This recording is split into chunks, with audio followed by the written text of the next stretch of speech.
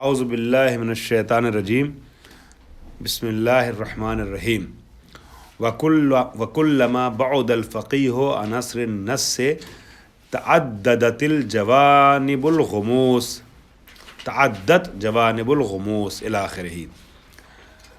یہ والا پیراگراف جو ہے وہ اس صفحے کے تقریباً آخر تک ہم پڑھ چکے ہیں، لیکن بات کو مرتبط کرنے کے لیے ہم نے عبارت یہاں سے پڑھی، اور کل تھوڑا سا دوسرے ماحول میں درس ہو رہا تھا، میرا دوسرا انداز اور موڈ تھا، لہٰذا آج بڑی خوبصورت بات کو جو شہید صدر نے بیان کی ہے پیش کرنے سے پہلے میں کل کے درس کو ملانا چاہوں گا۔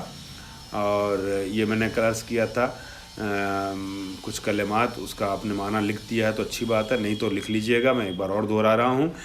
یہ جو پہلے پیج پہ تھا التعریف بعلم الاصول التفاعل بین الفقہ الاصولی، وہاں چوتھی پانچویں لائن میں ایک لفظ آیا تھا لأنہ یسیرو واقع کرنا، ایجاد کرنا، لأنہ یوقع امامہ مشاکلہ، یعنی اس کے سامنے مشکلیں واقع ہوتی ہیں، ٹھیک ہے، یسیرو یعنی مشکلیں ایجاد کرتا ہے، واقع کرتا ہے۔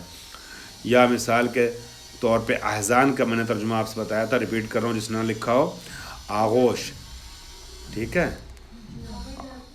فرمائے۔ اور ایک لفظ اگلے پیج پہ آیا تھا، پہلا جو پیراگراف ہے بڑا والا، اس کے چھٹی ساتویں لائن میں یسرا شروع میں آیا تھا، وہ یسرا تدریجن۔ تو یسرا کا ایک معنی میں نے بتایا تھا بلندی اور اونچائی اور آگے بڑھنا، اور ایک معنی یسرا کا ہوتا ہے ترشح فی الماء، لغوی اعتبار سے یسرا ترشح فی الماء، ترشح کہتے ہیں نکل کر کے سامنے آنے کو۔ دیکھیے یہ گلاس ہے نا، اس گلاس میں اگر آپ جو ہے وہ بالکل ٹھنڈا پانی بھر دیتے تو کیا ہوتا ہے، یہاں سے دھیرے دھیرے بھاپ بن کر کے نہیں گرتا ہے، کئی بار ہاتھ گیلا ہو جاتا ہے، پانی اندر ڈالا مگر بھاپ چاروں طرف آ جاتی ہے، یا کہیں سے اگر لیکیج ہوتا ہے تو ہلکا ہلکا پانی نکلتا رہتا ہے، اس کو کہتے ہیں ترشح کرنا، نکل کے آنا ہو۔ تو اخذ یتسع ویسر تدریجا من خلال نمو اچھا، اس کے بعد ازدہار کا معنی میں نے بتایا تھا، ازدہرانی ازاء، یہ لفظ آج بھی آ رہا ہے اس لیے میں اس کو آپ کو پھر سے بتا رہا ہوں، ازاء آشکار ہوا، ٹھیک ہے۔ اور ترعرع کے معنی بتایا تھا نشأ، پروان چڑھا۔ ازدہرا اس صفحے کے ایک دم آخری لائن میں ہے، 2-3 بار یہ لفظ آیا ہے، جو کل میں نے باب افتعال سے مدد لیتے بیان کیا تھا، ٹھیک ہے، یاد آ گیا؟ باب افتعال والی بات میں نے کی تھی کہ تے جو ہے تائے باب دال میں بدل جاتا ہے، خوب، تو ازدہرا یعنی ازدہرا زہرا سے بنا ہے، چمک کے معنی میں ازاء، ازدہرا فعل ہے بمعنی ازاء یعنی روشنی دی، ازاء، خوب، چمکا، خوب۔ تو گفتگو یہ ہو رہی تھی کہ فقہ اور اصول کے درمیان ایک طریقے کی ہم آہنگی پائی جاتی ہے، تفاعل پایا جاتا ہے، فقہ و اصول یہ دونوں آپس میں ہم آہنگ رہے ہیں، آپس میں کنیکشن اور رابطہ رہا ہے، یہ گفتگو ہو رہی تھی۔ ہیڈنگ پڑھی ہے تفاعل بین الاصول بین الفکر الاصولی و الفکر الفقہی، فکر اصولی اور فکر فقہی کے درمیان کیا ہمکاری اور کیا ہم آہنگی اور کیا تعاون اور کیا علاقہ اور کیا رابطہ رہا ہے، اسے انہوں نے بیان کیا، اور انہوں نے بتایا کہ ایک طرف تو جو ہے وہ صعید یعنی جائے گا، پلیٹ فارم، صعید یعنی جائے گا، پلیٹ فارم، یہ پورا علاقہ جہاں پر یہ فکر اصولی اور فکر فقہی پروان چڑھ رہی ہے، اس پروان چڑھنے کے علاقے اور ایریو کیا کہتے ہیں؟ صعید زمین کو کہتے ہیں، ٹھیک ہے۔ وہ ایک لفظ قرآن مجید میں ایک آیت بھی آئی ہے نا تیمم کے سلسلے فتیمموا، کیا ہے؟ صعیدا، یاد آئی؟ آپ لوگوں نے پڑھا ہے فقہ استدلالی میں، فتیمموا صعیدا طیبا، کہاں پر تیمم کرنا ہے؟ پاک مٹی پر، پاک زمین پر، پاک جگہ پر۔ تو یہاں اس کا ترجمہ آپ صعید کا کیجیے گا، جائے گا، ٹھیک ہے۔ تو یہ جو جائے گا ہے، جو زمین ہے، ایک طرف تو تبادل پایا جا رہا ہے، تفاول پایا جا رہا ہے ذہنیت اصولی میں ایک رخ سے، اور دوسرے رخ سے جو ہے وہ ذہنیت فقہی میں تبادل اور وہ پایا جا رہا ہے، تفاول پایا جا رہا ہے۔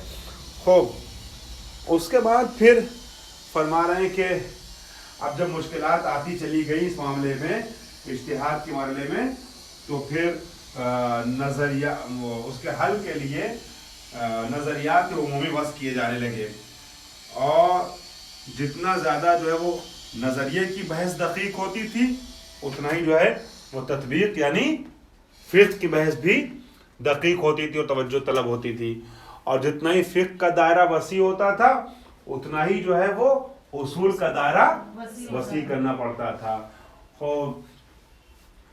اس کے بعد انہوں نے یہ والا پہلا والا صفحہ مکمل کرنے کے بعد گفتگو آگے بڑھائی اگلے پیراگراف میں کہ شروع میں علم اصول جو ہے وہ علم فقہ سے مستقل اور جدا اور مجزا اور الگ علم کے عنوان سے نہیں تھا۔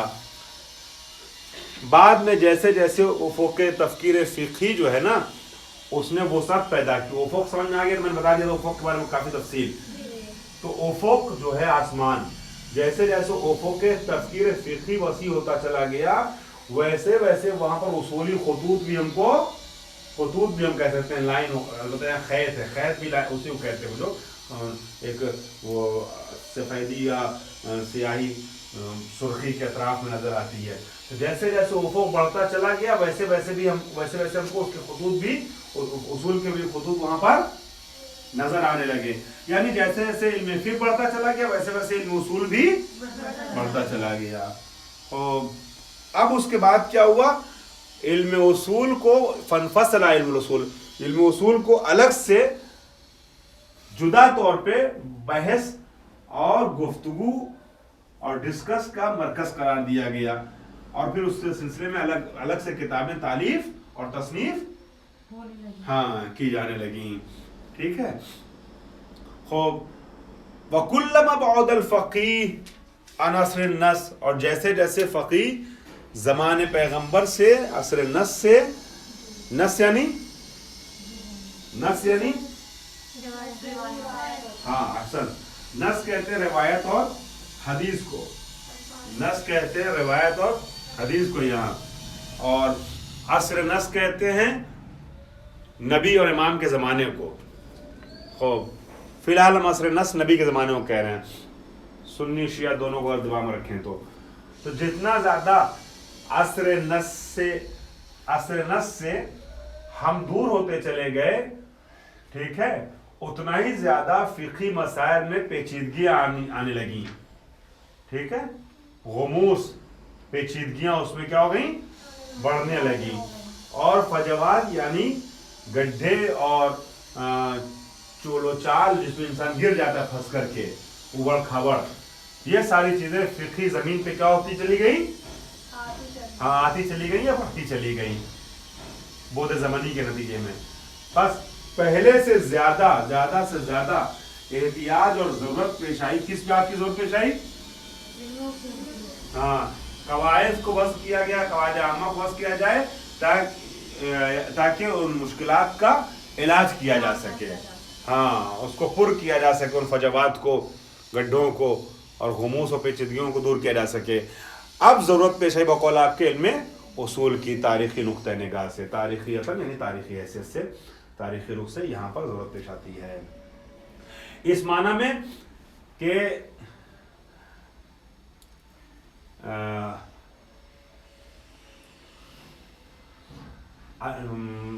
بمعنى أنها تشتد وتتأكد كلما ابتعد الفقيه تاريخ نصر النص وتراكمت الشكوك، تراکم کرنا، حملہ کرنا، ہجوم کرنا، زیادہ ہو جانا، جیسے جیسے عملیت استنباط کی راہ میں شکوک و شبہات کا تراکم ہوتا چلا گیا، ٹھیک ہے، وہ بڑھتے چلے گئے، پھیلتے چلے گئے، متعدد ہوتے چلے گئے، ویسے ویسے علم اصول کی احتیاج اور بھی زیادہ شدید اور زیادہ اور موقت ہوتی چلی گئی۔ پس اس بنیاد پر ہم کہہ سکتے ہیں، یہی نقطہ بہت اہم تھا جو میں نے کل شروع کیا تھا مگر مکمل نہیں کر پایا تھا، کہ شیعہ اور سنی میں فرق کیوں ہے، علم اصول ان کے یہاں اگر آیا پہلے تو کیوں آیا، اور ہمارے یہاں بعد میں اگر آیا تو کیوں؟ فرما رہے ہیں کہ اب یہیں سے ہمارے لیے ممکن ہے کہ ہم تفسیر کر سکیں اس فارق زمانی کو، فرق کرنے والا، اور اس چیز کو بیان کر سکیں کہ علم اصول نطاق کے تفکیر فقہ سنی، یعنی دائرہ تفکیر فقہ سنی میں علم اصول کا چمکنا ظاہر ہونا اور اس کا چمکنا و ازدہاری، اس کا چمکنا و ظاہر ہونا دائرے اور چارچوبے تفکیر فقہ امامی میں زمانے کے لحاظ سے جو فرق ہے اس کو اب ہم یہاں پر بیان کر سکتے ہیں، واضح کر سکتے ہیں۔ فإن التاریخ یشیر، بے شک تاریخ اس بات کو بیان کرتی ہے، اشارہ کرتی ہے اس بات کی طرف کہ بے شک علم اصول جو ہے ترعرع یعنی نشا، پروان چڑھا، نشت پایا، وازدہرا اور چمکا اور ظاہر ہوا، نسبی یعنی نسبی اعتبار سے، ٹھیک ہے۔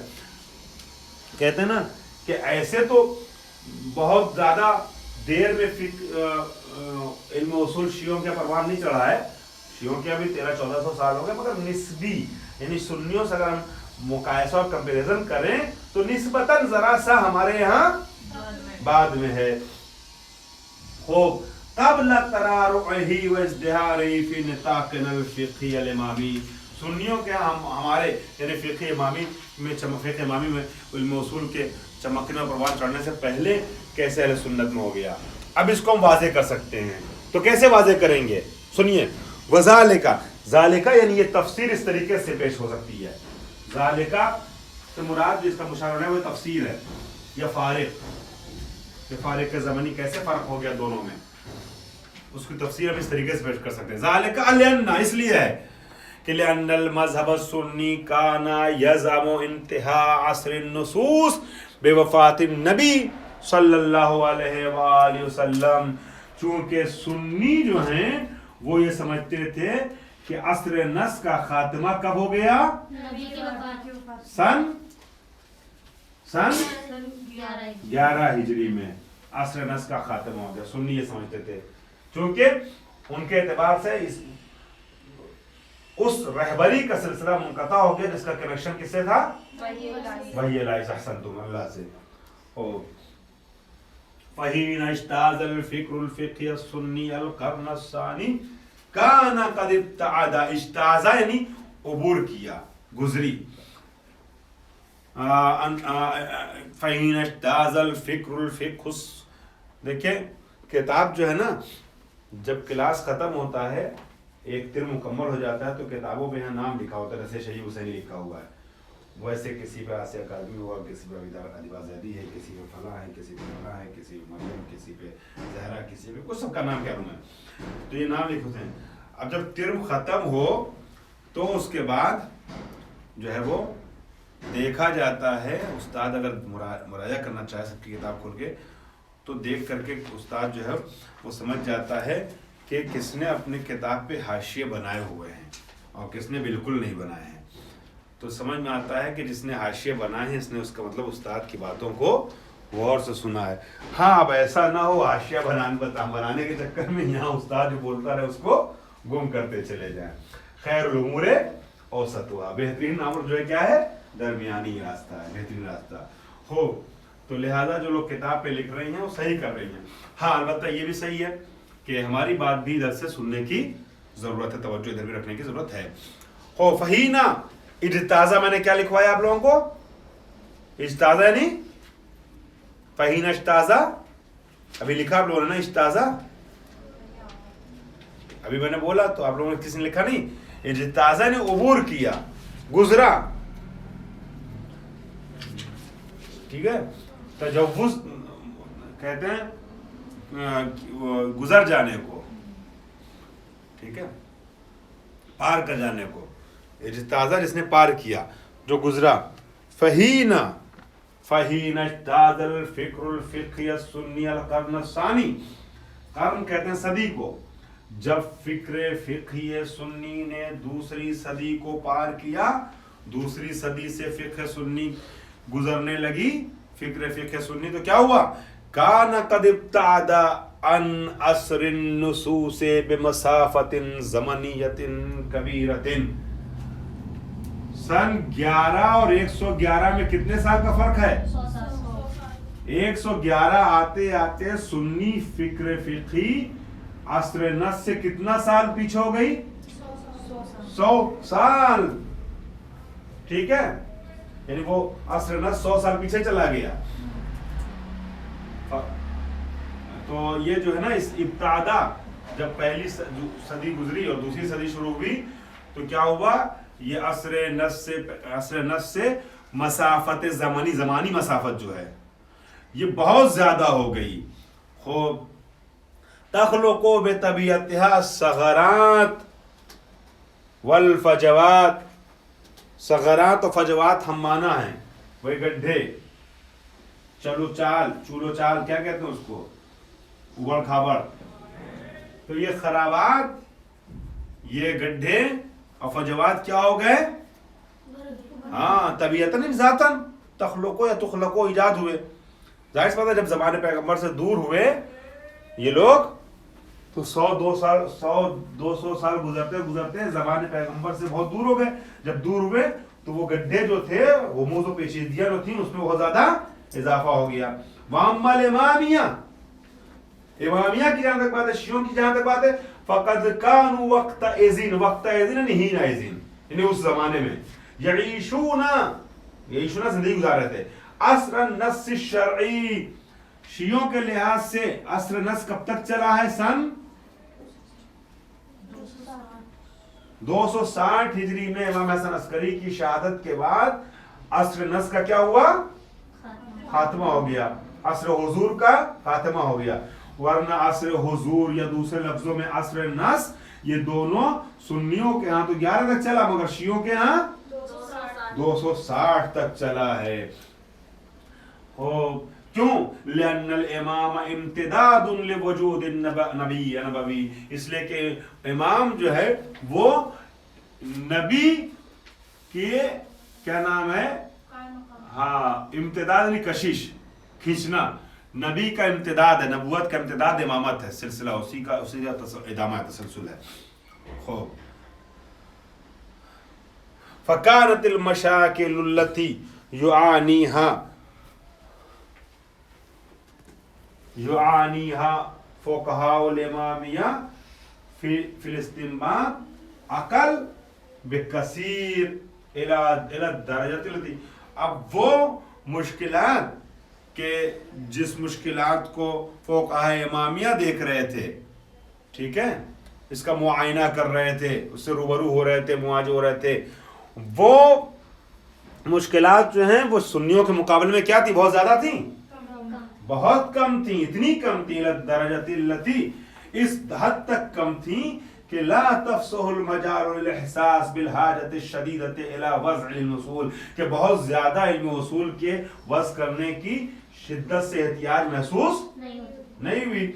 इल्म उसूल की जरूरत क्यों पड़ती है? फिक़ही मसाइल को निकालने के लिए, इज्तिहाद करने के लिए। अभी तो अस्र नस है तो इज्तिहाद की जरूरत नहीं है। जो मसला फंसा वहां जाके उलमा ने इमाम से पूछ लिया।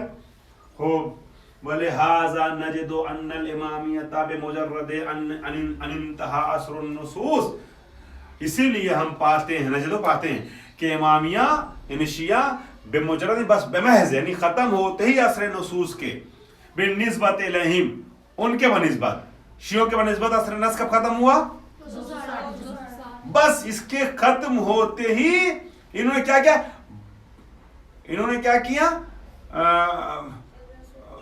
बेबादिल गैबत सुगरा की इब्तिदा से और बेइंतिहा गैबत सुगरा, ये कि गैबत सुगरा की इंतहा से, यानी गैबत सुगरा की इंतहा कब है? 329 सैकुलनी मुफाद। तो चूंकि गैबत सुगरा में भी कई बार ऐसा होता, जो अहम मसाइल होते थे वह इमाम को खत लिख करके लोग अपनी बात तौक़ी के जरिए से मालूम कर लेते थे। लेकिन गैबत सुगरा में कनेक्शन कम हुआ और गैबत कुबरा के आगाज में तो कनेक्शन बिल्कुल खत्म हो गया। तो जैसे ही गैबत सुगरा की इब्तिदा, गैबत सुगरा की इंतहा हुई, जो भी कह लीजिए, इन्होंने फौरन एहसास किया, ठीक है, कि जो है वो हमको इज्तिहाद की जरूरत है, इल्म उसूल को आगे बढ़ाने की जरूरत है। तो क्या हुआ اور بے انتہا الغیبت الصغریٰ بوجہ خاص طور سے غیبت الصغریٰ کے انتہا پر. تفتحت کیا ہوا؟